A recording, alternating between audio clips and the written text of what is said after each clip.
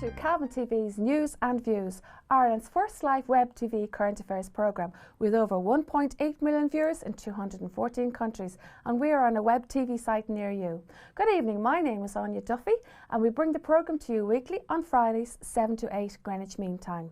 Each week we take a look at what is going on in the county and invite guests to chat live in the studio.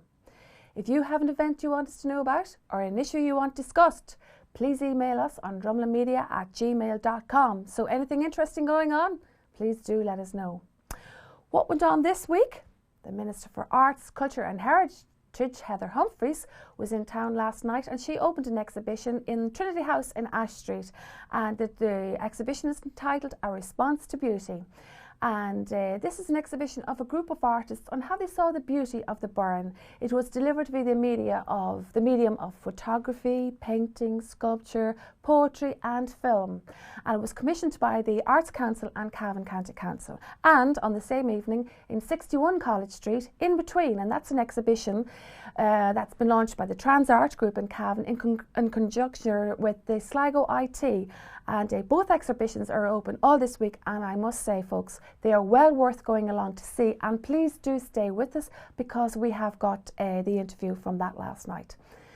Now, during the week, the Johnson Central Library, there was the exhibition by the Cavan Camera Club. Again, a very worthwhile exhibition, worthwhile going to see. Do go into the library and see that.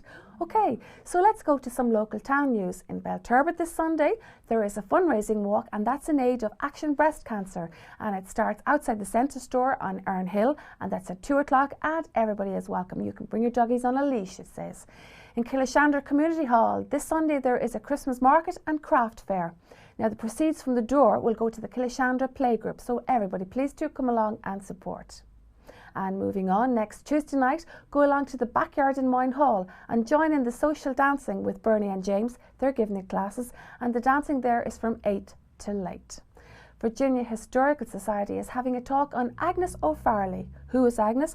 Well, Agnes is one of the great Irish women, and that talk has been given by Mairead Umuilad, and that's tonight, Friday the 28th, and that's in the Riverfront Hotel, and it starts at 8:30.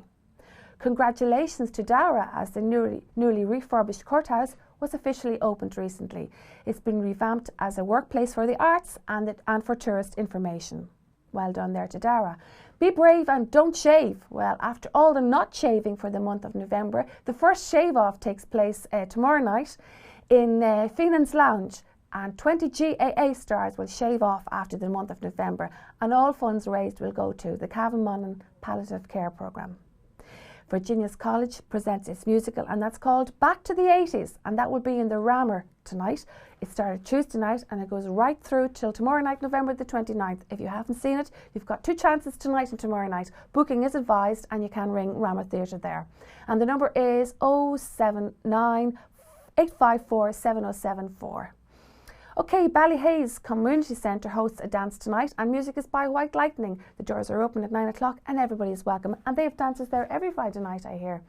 There is a variety concert in the Breffni Arms tonight, Arva, at 8 o'clock, and that's featuring football players from Mullahorn and local artists, and they're doing this concert to raise funds for a local cancer home care project as well. If you didn't get a chance to see the Blue King Traditional Bluegrass Band before, now you have a chance to do so, as this Saturday night they're in the Pikers Lodge at 9:30, and admission there is €10. Well done to all who supported the Gala Night in Ballybor last October the 17th, and the money there was raised went towards the Christmas town lights, and they raised €13,000, I imagine. Ballroom dancing in Cross tomorrow night, and the music there is by Country Traditions, and the dancing is from 9:30 to 12:30. Ballinya Christmas Lights have their fundraiser tonight at McDermott's Bar. There is music, spot prizes and some dancing. Go along and support. Now it's time to look forward to the senior citizens parties, and the first one this year is in Ballybor, and that's on December the 4th, and it's in the Hotel Bailey. Wow, that's very posh, and it starts at 6:30. Everybody welcome. In Lara there is Ceilidh dancing every Monday night in Stradone Village, and that starts at 9, and music this week is by Storm. And also in Lara, the Advanced People's Club have their monthly get-together at Thursday at 3 p.m, and that's in the community centre. Moving on, for some drama, go along to the Park's Pot Guide to Walking, and that will be in Killincare Leisure Centre this Saturday night. Curtains up at 8 o'clock, and admission is €10. Line dancing for beginners. Okay, we've been calling that out for a while now, so surely they have moved on to intermediate. But that's in the Copper Kettle on Tuesday evenings. It starts at 8 o'clock and it says, don't be shy, give it a try. Congratulations to 9-year-old Ruby O'Kelly.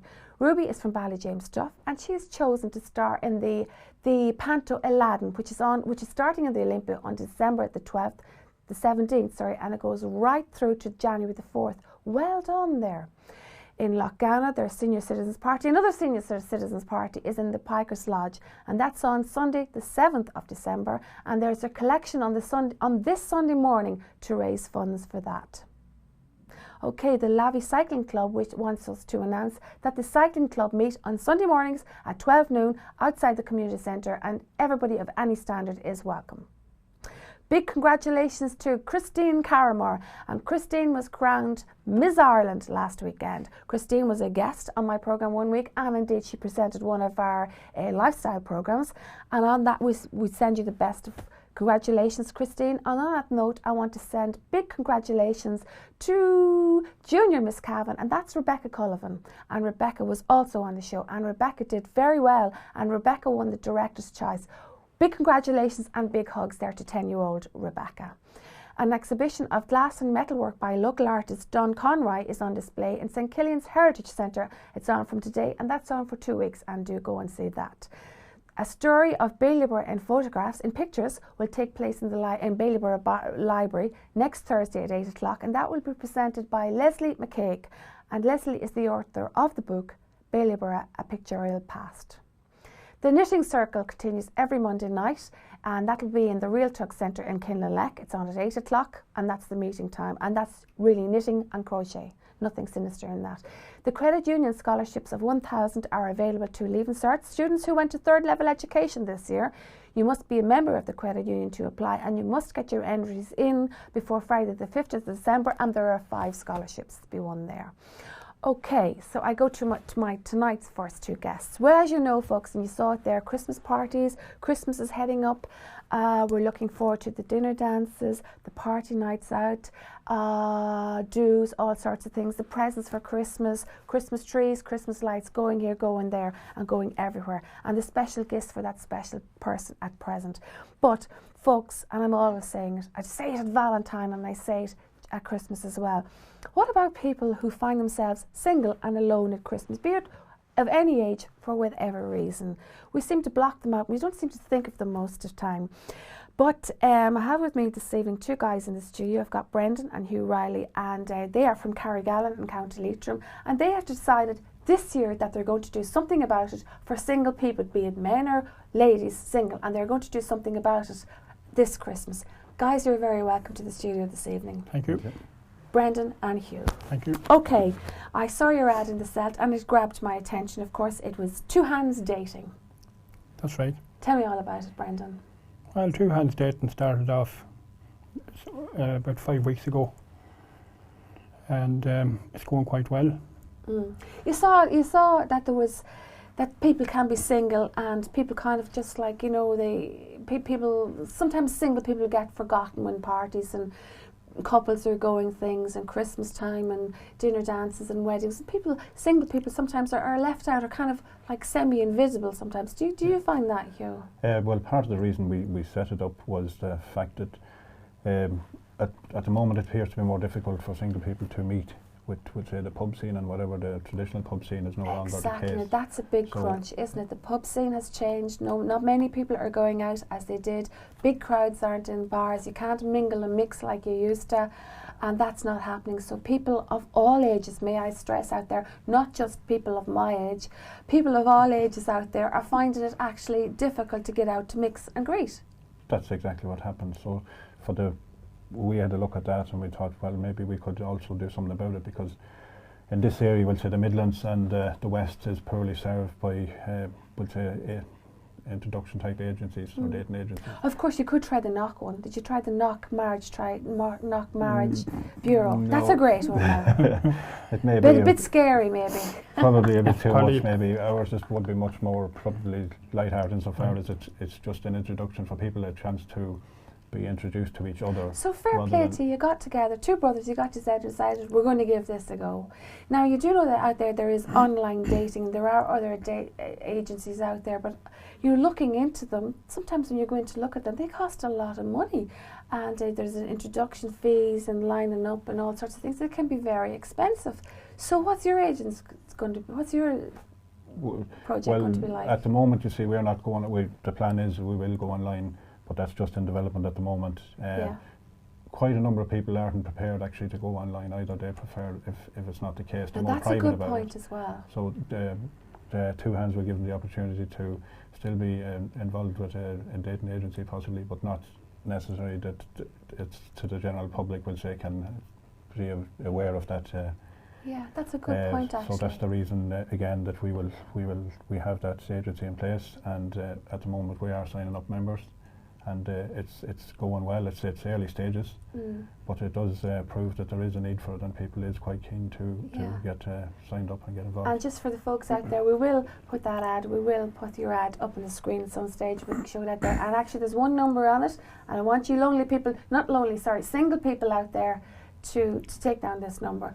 Okay, Brendan, just to get back, now I didn't get that point from you when I spoke to you yesterday about the point that not everybody likes to go online and put their face out there and their number and their name. They just like to be a little bit more private and a little bit more maybe dignified about it. Well, I suppose that's true.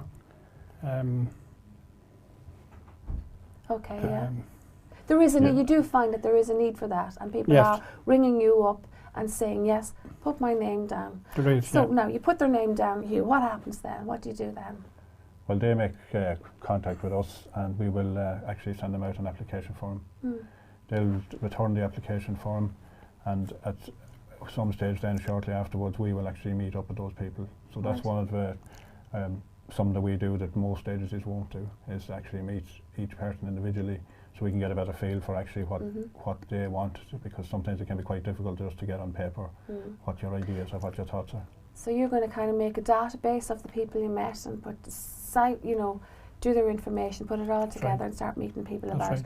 Okay, now can I ask you, do you find that it's of a certain age, of a certain sex? Do you find that there's more women than men, or do you find it's more older women? Because like older men like younger women, you do know that, of course. Is that maybe down in Carrigal they don't do that, but older men like younger women. So where do the older women go, you know? Well, at the moment we are going from 25 upwards, so we're taking young and old, so it doesn't really matter. That's all. But so far, what is the kind of trend are you getting? The trend there? is now probably at the moment is there's probably more fellas than Go away, I'm girls amazed at coming that. on. Yeah, there is probably more Right. fellas. Yeah, I'm amazed but then at again, that. we haven't done very much advertising. We're only on the small stage. So maybe we'll shoot that, maybe to put that up on the screen, the ad of for two hands dating. Okay, here it comes up now up on the screen.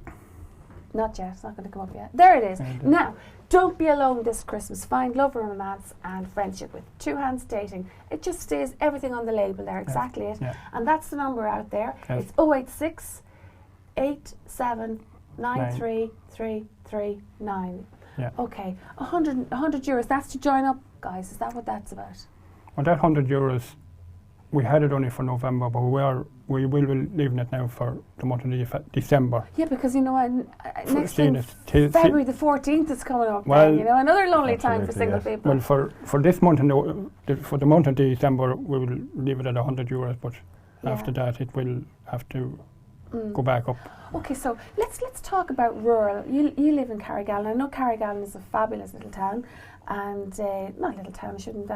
Don't mean to be patronising, but it's a lovely town, and you've got the Cornmill Theatre there, and it's nice. It's a lovely town. It's nice. It's a very nice, neat town actually. But you are out in the middle of the country out there in Leitrim, and so has that been affected by the drink driving laws?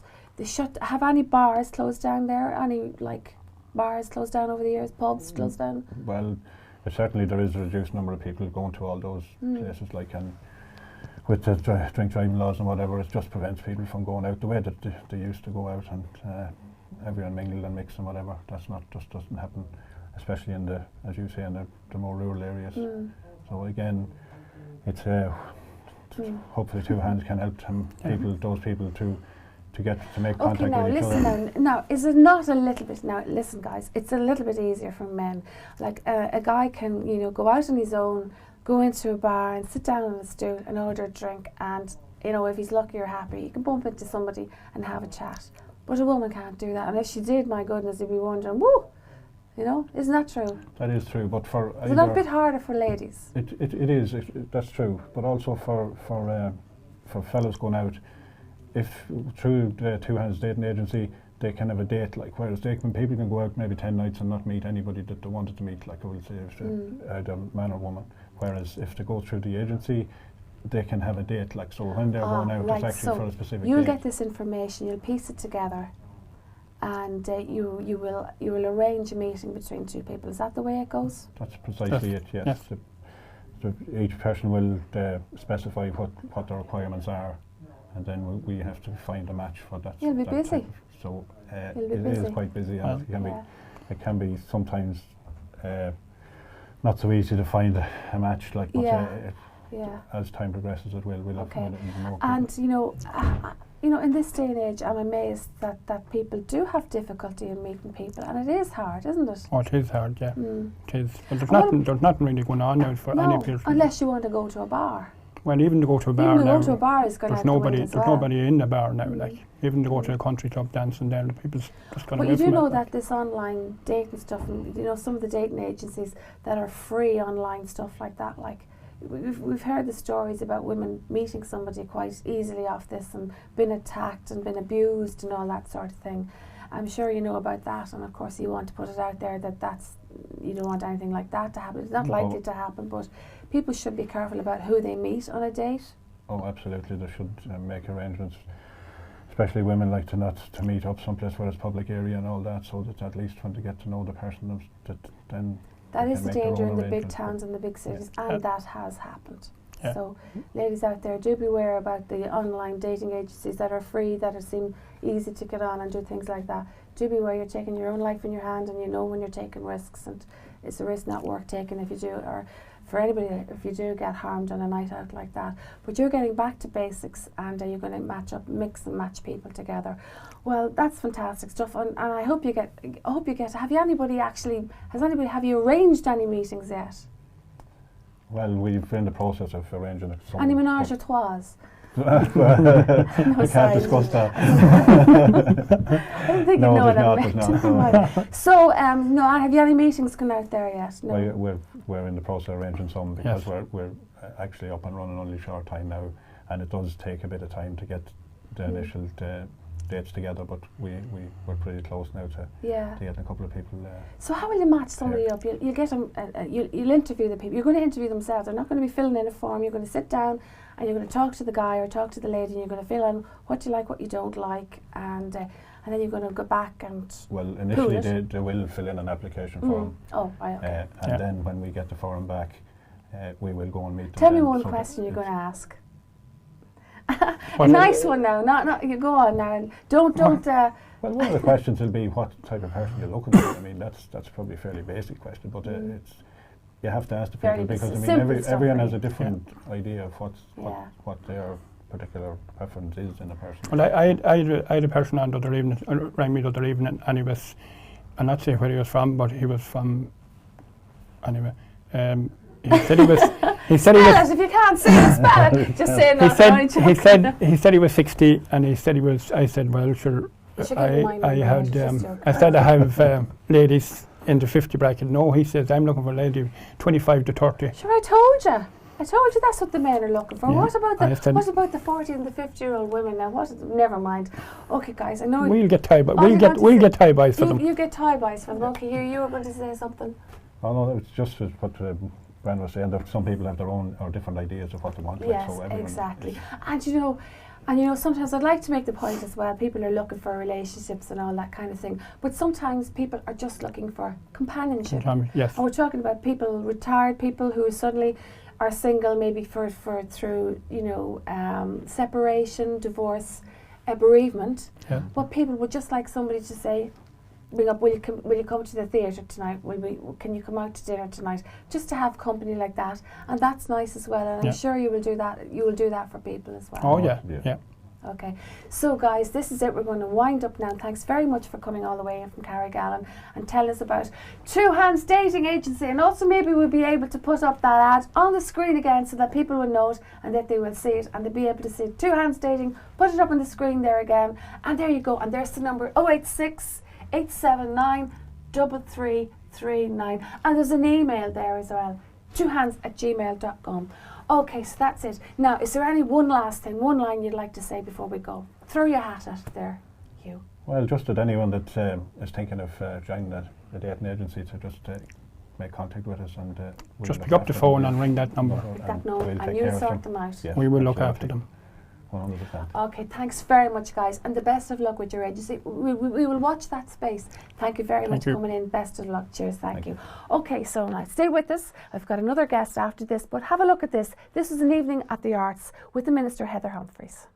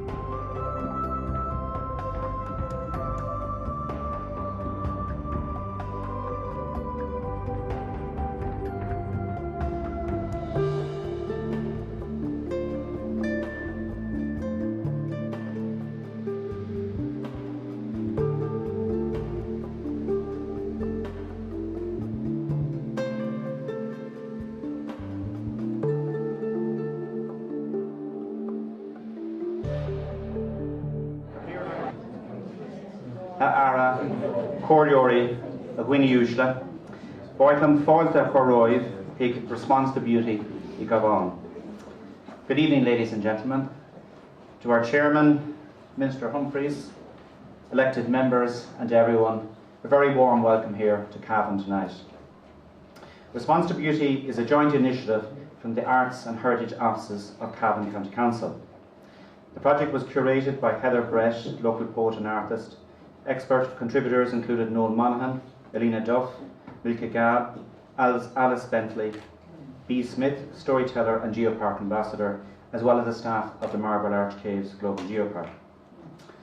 Our chief executive is here today, and I'm sure he'd like me to highlight the fact that the Marble Arch Caves Global Geopark is a major strategic initiative, not just for Cavan County Council, but for our colleagues in Fermanagh District Council. Centred around the Marble Arch Caves and the Quilca Mountains, it represents a unique landscape and location for the country, and for our county.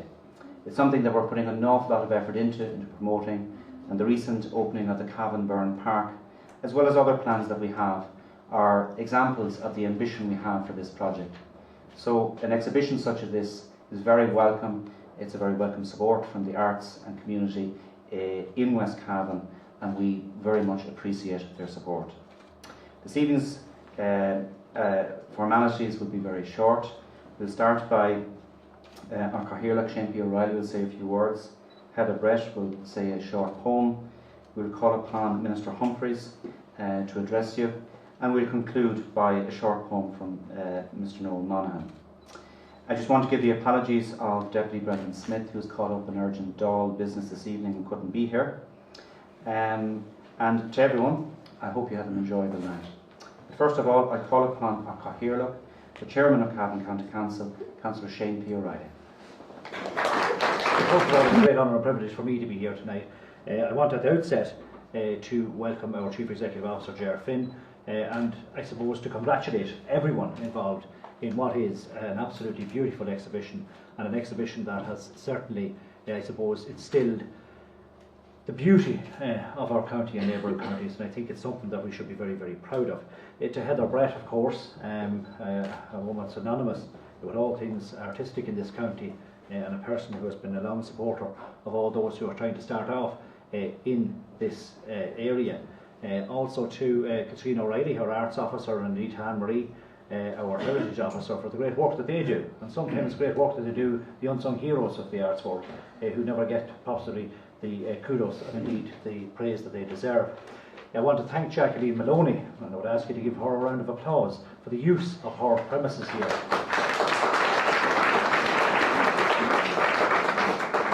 I certainly am delighted to be here tonight. I have to talk to Heather later on, because certainly as Cahiрлach of the county, we are after opening a new exhibition room in St Killian's Heritage Centre in Mulla, and it is my intention to bring this exhibition indeed to the Heritage Centre in Mulla, to our new exhibition space. And all things parochial, it would be very remiss of me not to congratulate and to say what beautiful photographic art that Milky Gab has put on display here for you tonight, because if you don't mention your own from your own parish, you'll find yourself in horrid trouble. She's the one that's gone like a stop sign in the corner. Congratulations, Milky. Of course, it would be totally remiss of me not to mention Milky and indeed her family, seeing as her granny Nora Porter half reared me. Didn't she do a great job? So to Derry Scanlon as well, and to all those involved in this project, I want to say, as first citizen of the county, to thank you for your work, to congratulate you on your work, and let's hope that it's only the start of many, many more things to come in the photographic display of all things in our county. To congratulate you once again, and to wish you every success with the exhibition. Thank you.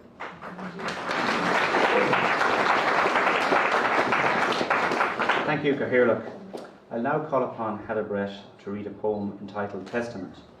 This poem was written in response to the Burren landscape and the wider geopark, and was performed earlier this year by the Cavan County Choir in a new composition by Sean Doherty, written for the Summer Solace celebration at the Cavan Burren. Heather would know as an editor with Windows Publications, and in her distinguished career as a writer, she has enabled hundreds of children to express themselves through poetry. And in this project, she is working with her peers and emerging artists, encouraging and enabling them to engage with the Cavan Burren and our geopark. Heather. Actually was, as Owen said, when Katrina O'Reilly and I were driving one day to the Burren, we were talking about this poem and the response to this place. We both actually were bowled over by it. So this poem is called Testament. This was the year of the flood. Even the curious Kenny Pottle, alive and running away with itself, ventured out over the road, sandbags left slumped and dreaming against the doors on Railway Street. I was thinking of beginnings and endings, how we stay this wondrous road, the countless that walk unseen beside us, the multitude that have yet to come, each and every one of us seeking solace, the right to be, belong, become. This place of archaic stone splinters, fragments the past, the here and now, us. In a March light, fog jostles the skyline, mutes the amber grass, and in the thickening air, long dead echoes rise. Warm slick of salted wave, ancient hush from a shroud of ice. Cushion moss glows ochre green, carpet stone and boulder, native ash. Complements the tiny purple orchid, shelters hare, wheatear and moth. Muffles the absent call of fallow deer, green man of the keep.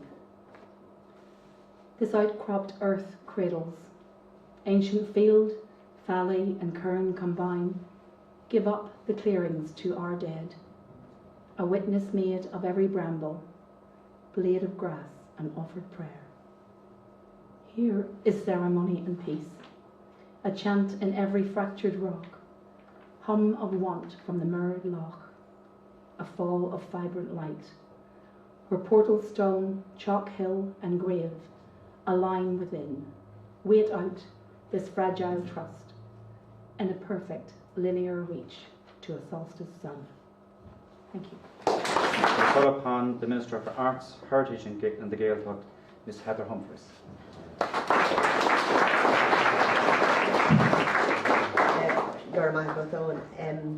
Gaeltacht, councillors, Chief Executive Ger Finn, ladies and gentlemen, good evening, and I have to say I'm delighted to be here this evening to launch this wonderful initiative, and thank you all for coming. Particular thanks to the Arts Officer Katrina O'Reilly and the Heritage Officer Anne-Marie Ward, as well as the Curator Heather Brett, for the opportunity to do the honours here this evening. And I'd like to extend a warm welcome to members of the arts and the heritage fraternities, and in particular those from the local area.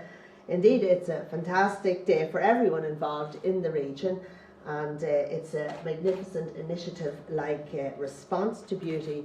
It doesn't happen overnight, and I have to say, when you just look around the paintings and it really is fantastic. It's beautiful, and it gives a great, an insight into the beauty of this area. Through extensive engagement with the arts community in Cavan, this project has fostered a sense of place and heritage through the medium of the arts. And artists have participated in a number of learning opportunities ranging from architecture, geology, the written and spoken word, folklore and the visual arts. These learning platforms have led the artists on a creative journey to explore and develop their own practice while engaging with the landscape of Marble Arch Caves, Global Geopark and the wider Cavan area. And what we see before us this evening is the culmination of this work with this magnificent exhibition of visual arts and multimedia work, including the poetry of two of Cavan's finest poets, Heather Brett and Noel Monaghan, with musical accompaniment. And it's clear from the exhibition that you got a great sense of inspiration from the landscape, and everyone involved has pushed the boundaries, and the result is a deeper understanding of the West Cavan landscape, which provides the inspiration and cultural background for many of our artistic endeavours. The exhibition, above all, gives this region an opportunity to showcase itself, as well as celebrating a close community, people and place. And we are, of course, in an area of outstanding natural beauty, and of course I can say that without any bias. Although I should probably mention that Monaghan's pretty spectacular too. Cavan is famed for its 365 lakes, one for every day in the year, and as the source of the River Shannon. But as we all know, there's much more to Cavan than that. The purpose of a geopark is to explore, develop and celebrate the links between the geological heritage and all other aspects of the area's natural, cultural and intangible heritages. Geoparks are fundamentally about people and about exploring and celebrating the links between our communities and the earth and the landscape around us. And the landscape shapes who we are, our farming practices, the building materials and methods we have used over the generations, and even our mythology, our folklore and our folk traditions. And indeed, it was only last week I was in the National Museum for a project around Samhain, and it's amazing how our landscape have affected us and how it is, it impacts on us as a people. So what you've done here this evening is reflected, our landscape and how we as a people have evolved, and with a close connection to the landscape. And indeed, I think I'll have to tell you this joke here. I used to work in the town here, and they used to say, when a Meath man got up in the morning, all he could see was flat land ahead of him. So he didn't really have to worry what was coming at him, because he could see far away. But when the Cavan man or the Monaghan man got up in the morning, all he could see were the drumlins, and he'd have to be very careful, he had to be very sharp and very cute, because he never knew what was coming round the corner or what was coming over the hill. To witness the launch of an event such as this is very heartening, and it's not only a true sign of the imagination and vision of everyone involved, but also a testament to a loyal and growing audience for heritage and the arts generally. And I'm particularly delighted to hear of the engagements of the artists with the local schools. Many of you will be aware of the Arts and Education initiative, which is being promoted by my department in conjunction with the Department of Education and Skills. And I would like to finish off here this evening by wishing you well with this wonderful exhibition, and thank you all for the Trojan work you have put into to ensure its success. And it's certainly a testament to the wealth of creativity and art in this county. Gura Maigiv. Well, that was Minister Heather Humphreys speaking last night at the exhibition, A Response to Beauty. And do stay tuned, because I got to speak to herself afterwards, and also we will show you actually footage of some of the exhibition. Now I'm going to go to my next studio guest this evening, and with interest I am watching, of course, all the political media that's going on at the moment, but also take note, and things are happening on the housing scene and on the sale and markets of housing. And my guest this evening is no stranger to the studio, and it's Tony Bratnock from Tony, what's the name of your Real Estate? From Cavan Real Estate. Thank you for coming in. It's just because I didn't know that, because you recently changed your to Cavan Real Estate in April 2014. You're now our Cavan Real Estate. That's right. We rebranded in April 2014. Myself and our team, Val McCall and Geraldine Boyle, there, we're based in the Old Dublin Road. We changed the name over the door, but we're still in the same place, giving the same service. And indeed, I see many of your signs actually going up, Cavan Real Estate going up outside lots of houses. But before we get into the local scene, Tony, with interest, as I said, I've been watching what's happening nationwide. We've had the social housing strategy was released yesterday for 2020. We've also got, we see that there's a percentage of 43% of house prices rising. We'll get to that in a minute. Okay. We see that the banks are giving out more mortgages, or want to lend mortgages in a different kind of way, and we see that politicians and other people are beginning to panic because we don't want a bust boom situation again. Tell us exactly what is happening, Tony. Well, what is happening, I suppose, is in response to the last 7 years, which is really a dysfunctional market, because no functional credit system, a serious lack of confidence after the major shock. You've got to remember that the Irish house price drop, it was the highest in the Western world since records began. So it's Was it the highest rise as well, possibly before that? The highest rise, not quite, but the actual drop and the period of time, it was the sharpest decline ever recorded. So we're coming from that sort of a space. You got to remember there is a sustainable demand through family formations, through people's movements, through a natural demand of in or about 25,000 houses per annum in the country. Okay, we'll get to the that. difficulty, just if you'd like me to explain on you, is that over the last number of years the figures varied between 7,000 and 12,000, so gross undersupply. Now obviously in 2006 there was a gross oversupply and the figure reached 90,000. But really throughout the whole thing my contention is that there were not too many houses built. There were too many of the wrong type in the wrong location. And we need a property strategy that reflects the needs of the people and delivers appropriate housing in appropriate areas where people have access to services, in centres of employment, etc. we need to get that right. We haven't got that right in the past. Okay, but I don't know why I'm interested in this housing thing and property and all that, but I just don't understand it. Now, you're talking about the wrong sort of housing being built. Now, has the social strategy released yesterday, is that addressing that in any way? That's, I suppose, dealing with the immediate consequences, the consequences of it now. Okay, tell us why in 2007 we built too many houses, and now in 2014 we haven't got enough. Our population, no longer Ireland is the Celtic tiger, no longer they are flooding into Ireland to work. So why all of a sudden is there a need for a demand for housing? We're not increasing in population. Why is there a demand for housing? Okay. Well, there's a couple of Explain prongs it to me, that to that question. When I refer to a natural demand, it's young people getting married, young people starting families, maybe families separating, where that generates a natural housing demand. The market, but that wouldn't cause like a huge, up to 2006 seismic shift. You see, before we joined the euro and go back into the early 2000s, house prices in the Lake of Dublin were considerably lower than comparable capital cities.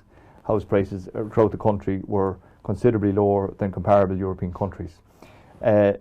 We got on that. You got to remember as well. Then we came from a situation where we had the punt, where we had quite high interest rates, to a situation where we were now in the euro. We'd access to all this money at very, very cheap rates, and we went on a building boom to fill a gap, but really overshot that gap considerably.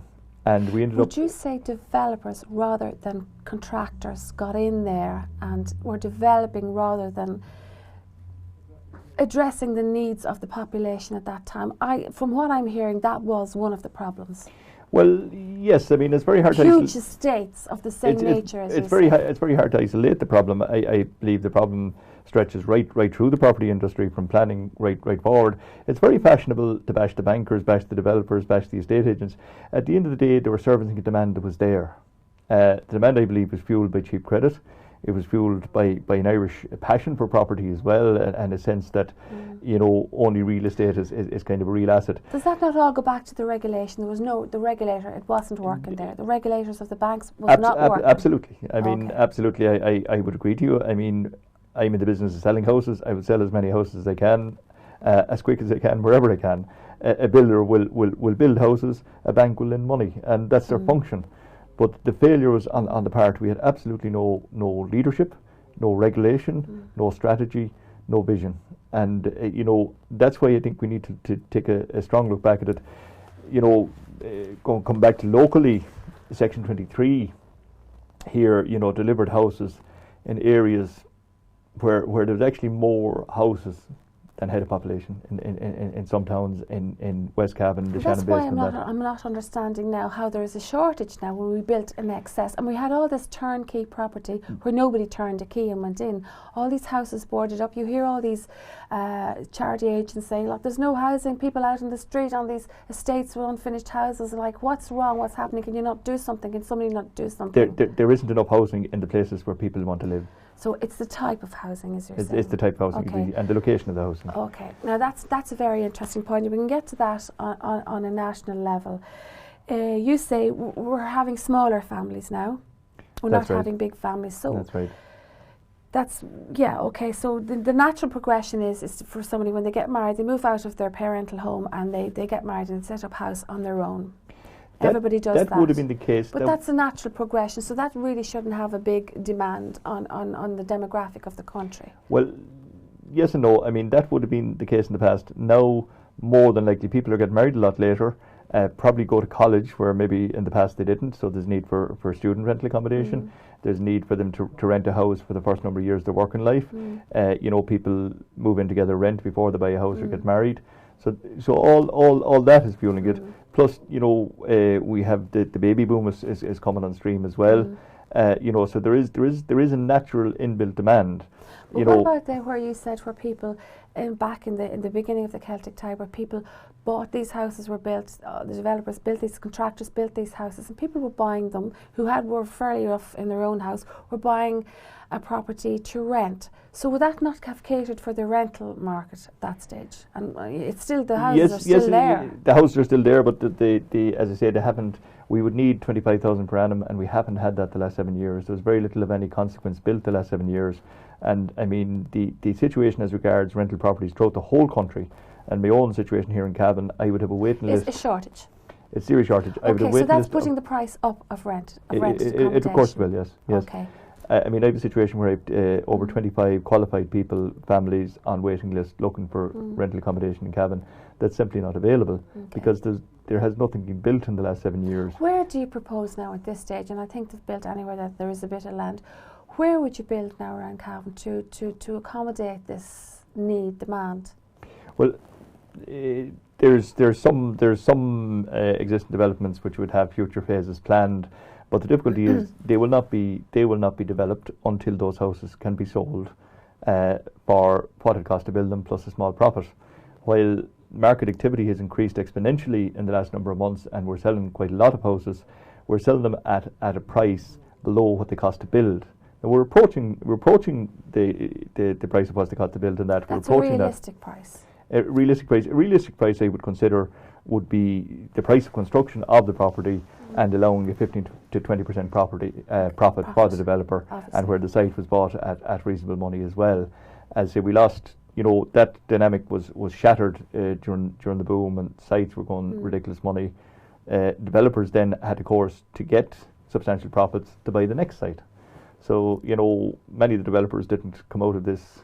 They're not necessarily the bad guys that they're painted on a nationwide level, and also it's and reflected even locally as well. And even locally. Now, I was listening to a very interesting report on looking at housing in Europe in comparison to Ireland, and the German people do not buy a house, they rent, and they can live in the same rented house for a lifetime, like for 30 years, and never feel the need to own a house. They keep it prepared, they use it as their own, they don't see the need to own a property.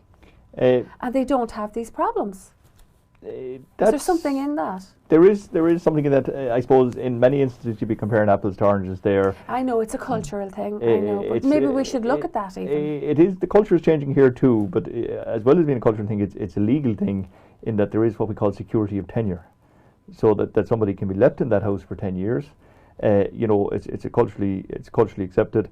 It's legally accepted. There's rights. The far more rights than tenants would have here. Rental accommodation here is almost inevitably looked as stopgap, as temporary accommodation, and to that reason has been many times substandard. That shift is not there. But having said that, the German cycle is shifting towards where we were. That's what I heard. Yeah, they're beginning to want to own. There was a stage where the percentage of home ownership was up in the 70s.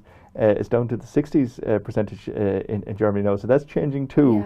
So I suppose the one thing, there is no such thing as a property market. It's thousands of property markets. It's the demand for a house in Cork, an apartment in Cavan, a 3-bed in Dublin. It's not a homogenous market.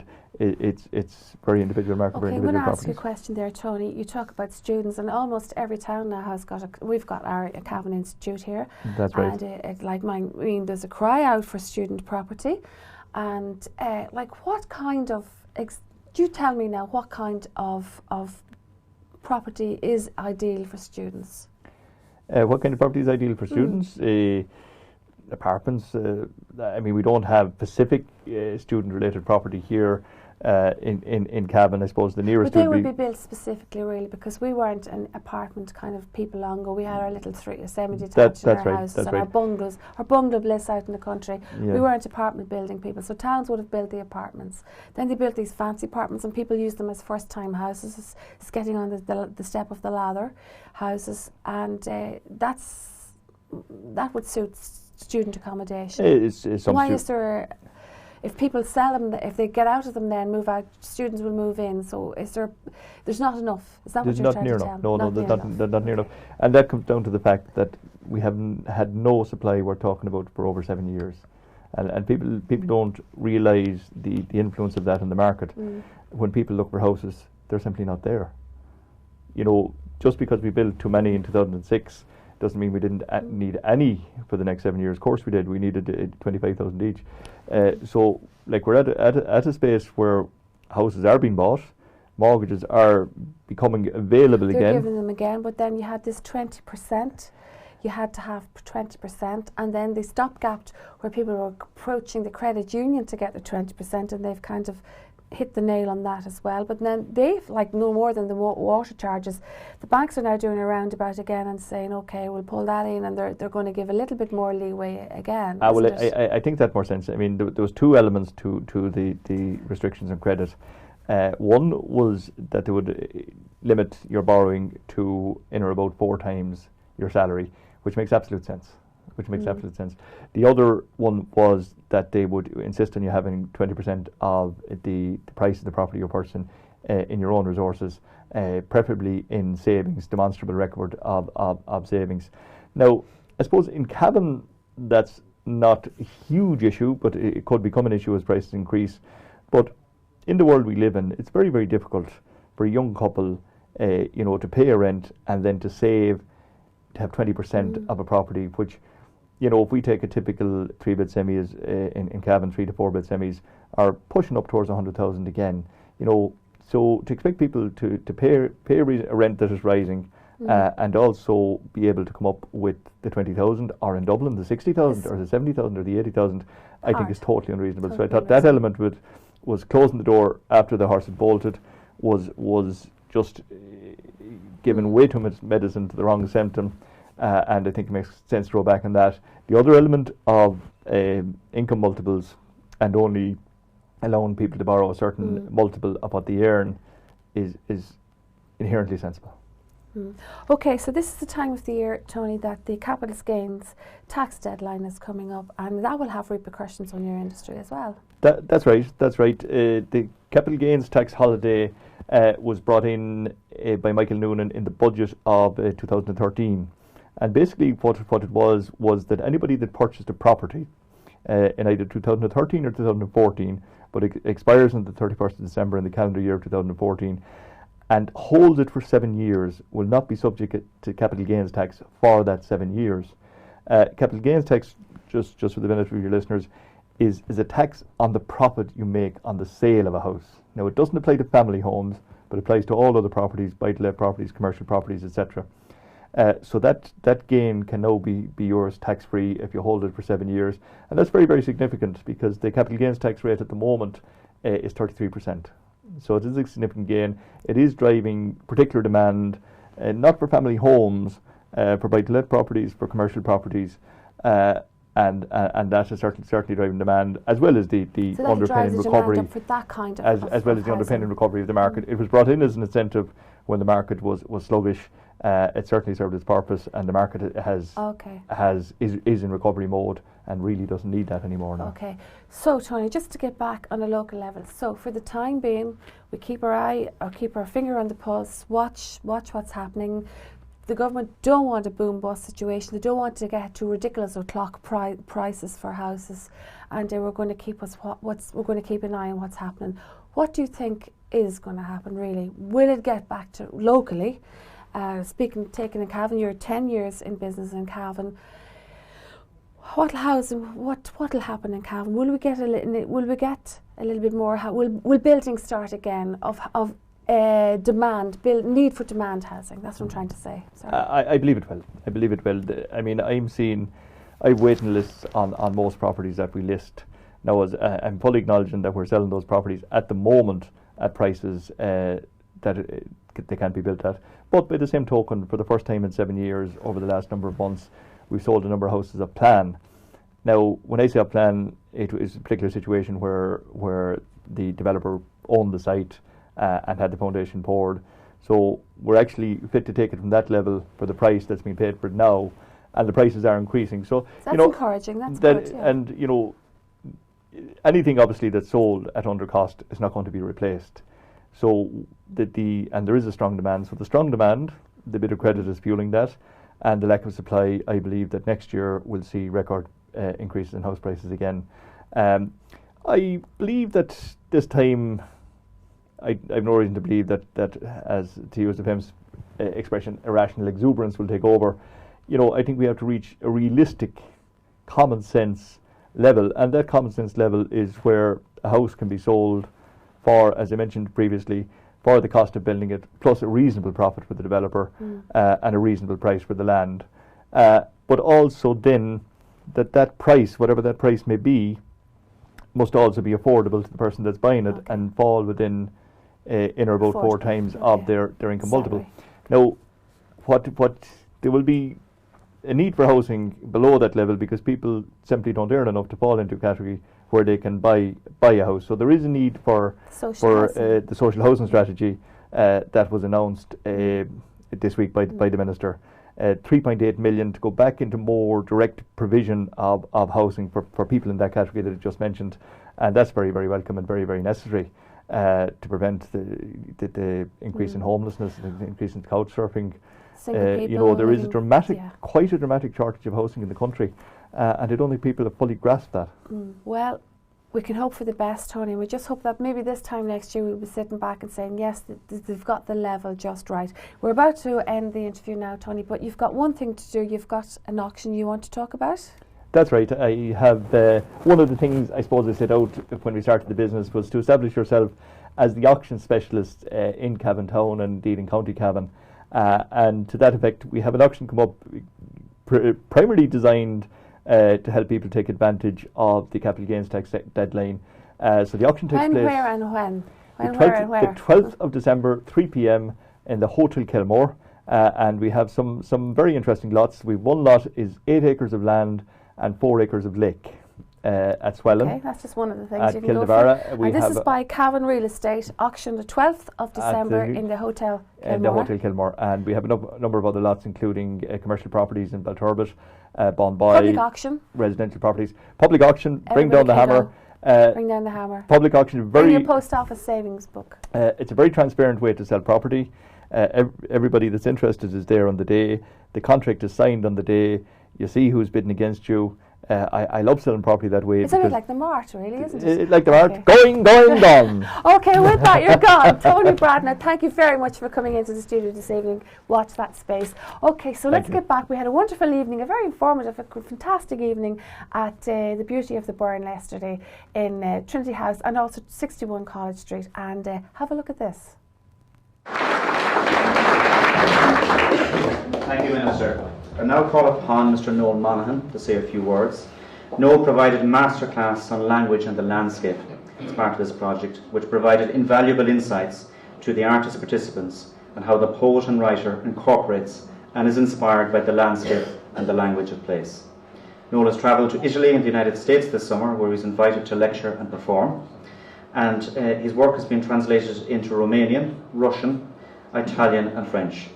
Luckily for us, he's just going to speak in either Irish or English. But on that note, I'll hand you over to Noel. Thank you very much, Owen. Minister, coherent, distinguished guests, ladies and gentlemen. I'm delighted to be associated with this wonderful project on the Burn in Cavan and the whole sense of place. It's a very rich and enlightening environment. I feel the Minister has already introduced my poem when she spoke about drumlins, because that's the poem, as a sonnet I'd like to read this evening. The wonderful thing about the landscape in Cavan is that the number of times you have the prefix drum as the name of townlands. And of course we all know that it means a little ridge, the drumland, the little ridge or the little hill that possibly gets in our way, and sometimes we might like to push them out of our way, but we still love them dearly. Drumlands. When ice moved on at the end of an age, piles of stones stood naked, longing for grass. The hills hand down root words, the people say. Song of utterance, underworld of names. Drumalee, Drumkerry, Drumnamuk, Drumbow. Ghostly ridges of calves, sheep, pigs and cows. Storybook of hills, fields of fairy tales, cling like a last goodbye. I watch them sleep below woolen clouds. Rivers flow, lakes rest, a beauty all to themselves. No fine curves, no straight lines, oblique packages of earth, dropped, abandoned to an outspoken wind. Hills too old for our clocks. They stand like unsent parcels, waiting for the ice to return. Thank you.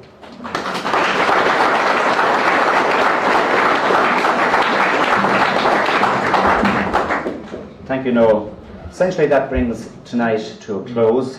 Before I do, I just want to thank a number of people who have been instrumental in tonight's occasion. As always, I want to thank our County Arts Officer, Katrina O'Reilly, for her continued expertise and enthusiasm, and reward our Heritage Officer.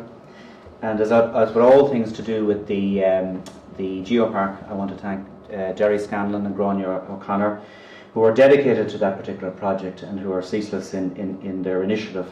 Our Chief Executive, Ger Finn, for his continued leadership and support to us all. The County Solicitor, Jacqueline Maloney, for making this possible and this location possible. I want to thank our musician, Ferdia, who is around here somewhere. I had to cut across him, I think, at least twice, so my apologies. I want to mention on behalf of Heather Brett that there is a raffle. There's 2 paintings down at the bottom there that Heather is raffling, so you can talk to her about that. Other than that, to thank you all for coming. To say to you that the exhibition remains open until the 7th of December, so to anyone that you know who's coming to Cavan, recommend it to them, encourage them to come along. Also to state that from 8 o'clock this evening at 61 College Street, there will be an exhibition curated by the TransArt in Gonzo from the architect students of Sligo IT. It's on in number 61 College Street from 8 o'clock on, so we'd encourage you all to go to that. Other than that, thanks to everyone for coming. Thank you for making it a memorable occasion. Safe home to you all. Thank you.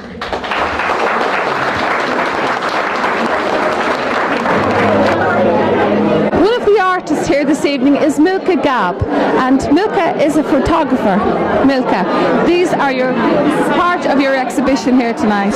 Okay, I know your name does not suggest Irish, but you say you're Milka from Mulla. Yes, Milka from Mulla indeed, or so Shane P says in any case. Well, we have that on the recording at the beginning. So well done. This here is your photography. Yes. The beauty of the burn. Explain it all to us, Milka. Well, I was asked by Heather to come and give a talk on photography for the other artists who were involved in the project. Heather Brett now. Yes, Heather Brett. And so it was my first ever presentation to another group of artists. So it was quite scary, but everyone was very welcoming and they were very supportive as well. And they asked me to get involved and put some pieces in the exhibition, so I did. Tonight, this fantastic exhibition on here tonight. It's going to remain open till the 4th of December, something like that. Are you amazed at the diversity of the exhibition? Absolutely. It's fantastic to see all the different mediums in here, all in the one place. Normally when you see an exhibition it's all photography or all paintings, but it's nice to see a little bit of everything representing the landscape.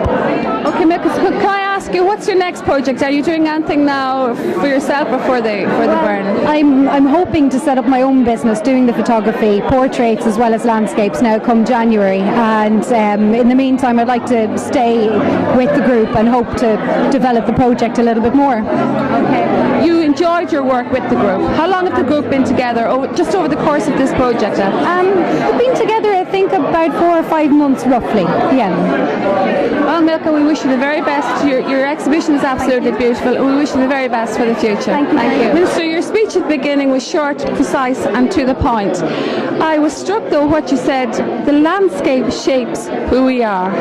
Yes indeed, and the photographs here, and we are part of the landscape, and I think you will see that the photographs here reflect that, and there's such a fantastic exhibition here, and when you look at some of the photographs, I just looked at one down there and it's taken in the forest, and I said you could nearly feel the dampness of the forest. The photograph was so good, and we have some others over here, and we have photographs that represent pre-Christian times, and you know, I think that's what we must remember. We're here a long time, and it's all all, it's in our heritage, and the land does form part of what we are. You could say that little in our landscape has changed in a million years or so, but to go back to say that the landscape shapes who we are, we have had it very hard in our lifetimes, in our generations before us, our ancestors, to come to terms with the harshness of our landscape.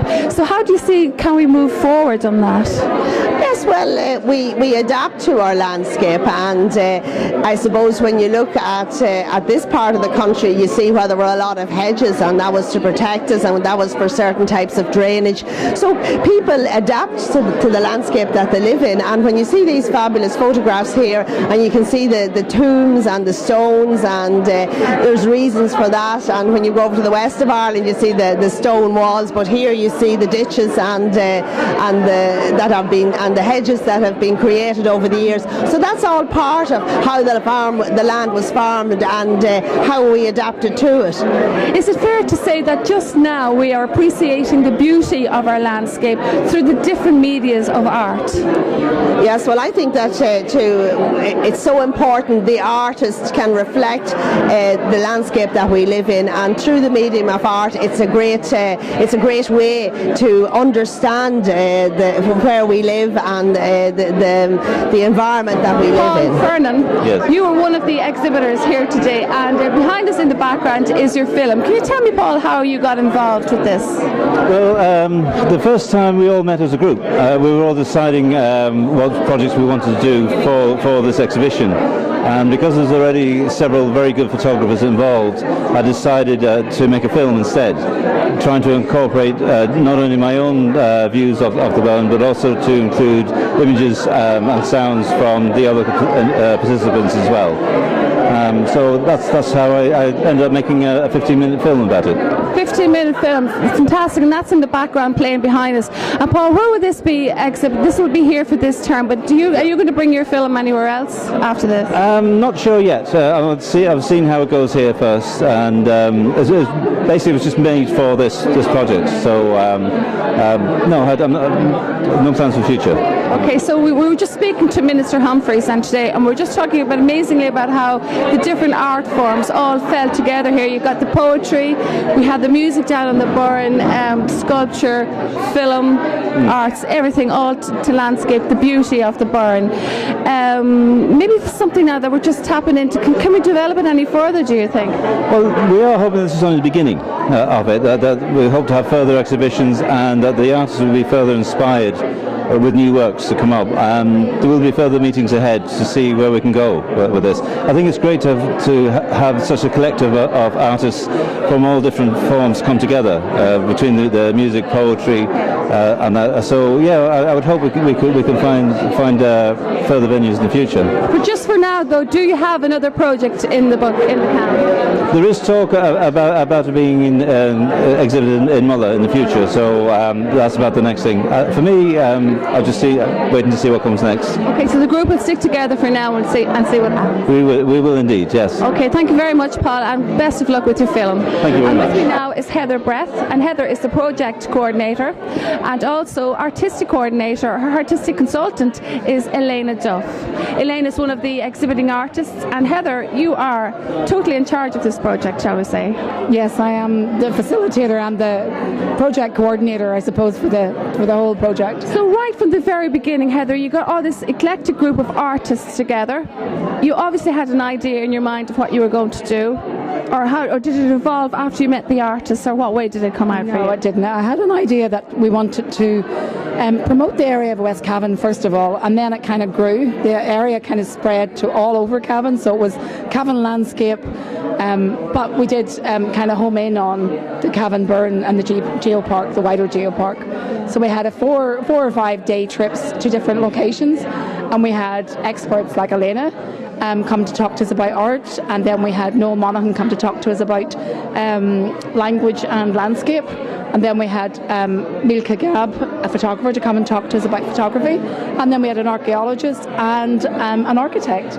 We had quite a range of people to come and promote the areas through their participant, you know. And actually you can see how that all came together in this exhibition, Elena, and using all the different mediums of art as well. Not just the painting art, but the word, the feel, the poetry, everything. You helped them.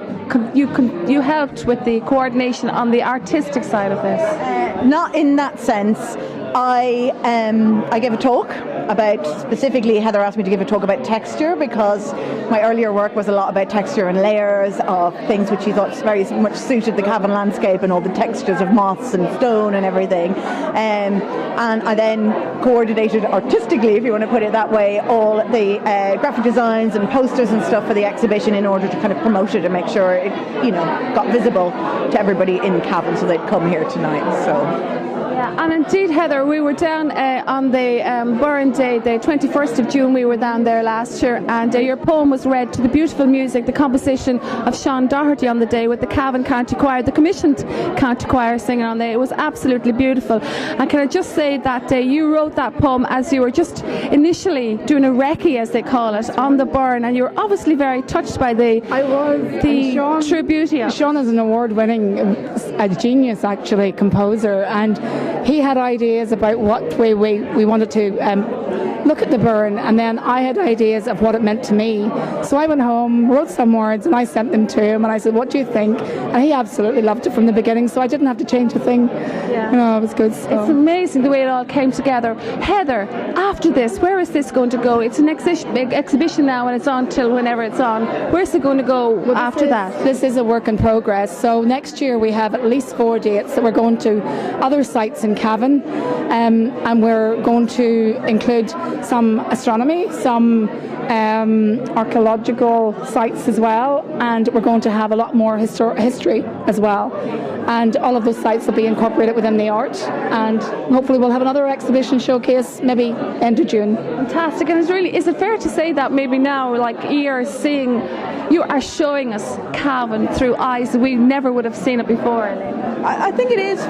Excuse me, I think it is fair to say that, because I think the talks that Heather organised, I wouldn't necessarily normally listen to a talk about poetry and literature and words and how they're used in relation to the landscape as an inspiration for visual art. But in this instance, I went to that talk by Noel Monaghan, and it did influence my art. So I think in that sense, you know, not only has it making everybody show the landscape in a slightly new way, but you know, all the kind of related disciplines of geology and architecture and poetry and literature has really had an impact, I think, on everybody's work. And I think the exhibition looks great for it.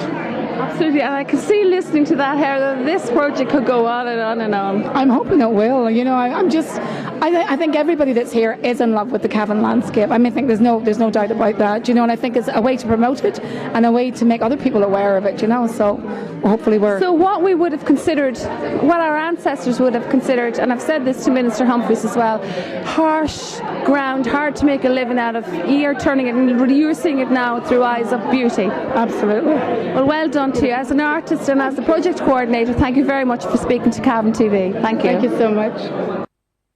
Now we've moved to 61 College Street, where there is another exhibition called In Between. And with me are 3 curators of the exhibition. And the first I'm going to speak to is Siobhan. Siobhan, and with Sally and Joe as well. Siobhan, In Between. Tell me all about In Between. Well, In Between is an exhibition of postgraduates from Sligo IT interior architects, and we also have they had a collaboration with fine arts students from Sligo IT to redesign the Abbey grounds in Cavan town, and also to redesign Town Hall into a theatre art space. Okay, so why did Sligo students pick Cavan town? Well, actually, you're asking the wrong person. That is Siobhan. Tell me why they picked that, Siobhan. Well, this happened from a conversation, a very good conversation that happened between TransArt and the Gonzo Theatre, and it was about creating a space in Cavan town that there was a real need for an arts theatre space hub in the town. So I was down in Sligo, and I was lecturing there, guest lecturing for the industrial design students, and I had a conversation with a good friend of mine who's also also a lecturer down there, Dave Roberts, and he was asking me, what am I up to, what's going on, and I was telling him about this conversation that I was having with the Gonzo, that TransArt was having with the Gonzo Theatre about creating this space, and he said, have you got a place in mind, or what are you doing? And so we started talking, and I said, yeah, there's this great building, it's Town Hall, it's an amazing building in the centre of town, it would be wonderful to have a creative hub there. And he said, did you ever think of asking the interior architects to redesign this? They're looking for a project. So that's how it came, and as Dave does, he was on the phone straight away, and I was having lunch with the lecturers there, and within a week the students were up, or 2 weeks the students were up and looking at Town Hall. So this is the exhibition here tonight in between, and indeed we will go around with the camera afterwards and get some shots of the exhibition. Sally, as an artist yourself, does this intrigue you, the sort of the old and the new together kind of thing? Very much. The presentation is outstanding. I'm very impressed as final year architect students. I know I'm not an architect, but just beautiful presentation of work, and the amount of time, detail, real consideration for the environment of Cavan Town, the urban environment, that space between the Abbey grounds and Town Hall, and it intrigues me. The new and the old. To make it work, it's so interesting to look around the space and look at the different projects by the different students and see what they have come up with in terms of use of that space as a theatre space or as an arts venue. Really, when you see around with the camera now, you'll see how intriguing those spaces are, and you'll see that if Cavan Town Hall was to be transformed into a space like this, there is so much potential. Of course, we'd need the money, but we have Minister Humphreys now. Maybe we'll have to have a word in her ear. Okay. So Joe, you were one of the initial starters of TransArt in Cavan at the first FLA, and I didn't know what TransArt meant, but I surely know what it does now. And fair play to you bringing TransArt and its meanings to Cavan Town. But Cavan has surely come on since that first FLA. Definitely, yeah. And we have this space here at 61, which is quite amazing, and we've been doing lots of a mix of between pop-up shops, solo shows, like Healy Times, which was very different than our usual type of exhibition. This is very different than our usual type of exhibition. And what I like about this one too is there's 3 of the architects are actually from County Cavan, so which is really interesting. And the Anita Riley, who actually won Student of the Year, her work is here as well. So I think that's a very strong part of the whole thing as well. Yeah, very excited to see what could happen in an arts theatre space in Cavan if I do think things are happening though since then, and there's the Town Hall perhaps has been muted as an arts centre for Cavan. What do you think? Yeah, well, I suppose that's what this whole thing is about really, is looking at the Town Hall as a space like that. And for us, we're so used to working with, beg, steal and borrow, that we're probably, it's the way we work, and there isn't any money around at the minute, but if we could get our hands on some money, we would blow Cavan out of it, really, Okay, well, to talk about 61 College Street, now just tell me exactly, if anybody has an idea of an art exhibition or something, do they just come along to you and say, I have an idea, will you run with it, or how does it go? People are definitely welcome to approach us. Most shows we do are curated or selected shows, but some of them have been from people approaching us in the past. So you're open to that, the premises is open to that sort of thing? Yeah. So you're glad to have this, Joe? You worked hard enough. You're glad to have this as a place for your exhibitions. It's amazing to have. It started off with Sally using it in 2012. Yeah. And then later on we used it for the tea house, and then we sort of kept using it, and we were squatters really. At this stage. Yeah, nice squatters, good squatters. Not moving. But the town council, the neighbours haven't moved out yet. No, the town council have been amazing. They're gone now, so it's part of the county council. But Brian Horder, we've been dealing with over the years, and since the beginning. He's just been so helpful, and just to have a space like this where the walls are falling down, Don't look up. Cracks. Don't look up. Don't look right. Art for art. That's art in itself. Dave is in a very dodgy spot right now. Actually, where Dave is, there's 2 lines across the bottom there. None of us ever stand over there. No. Okay, so where does it go from now, Joe? You started the TransArt back then, and thanks be to goodness you kept it going. You've met up with fantastic artists. You've had loads of exhibitions around the town. And I heard today, earlier on, when they were speaking down there, that they're now doing arts projects out into the national schools. I think Emer Crow is doing an arts project out into the school. How do you feel about that? So you reckon it'll be continued on? New artists on the rise? What's the story? I think just anything that's happening in the county, like I think the good thing about Cavan is everybody's so given. You know, like, so it's not like one artist thinking, well, this is my thing, I'm going to hold on to this.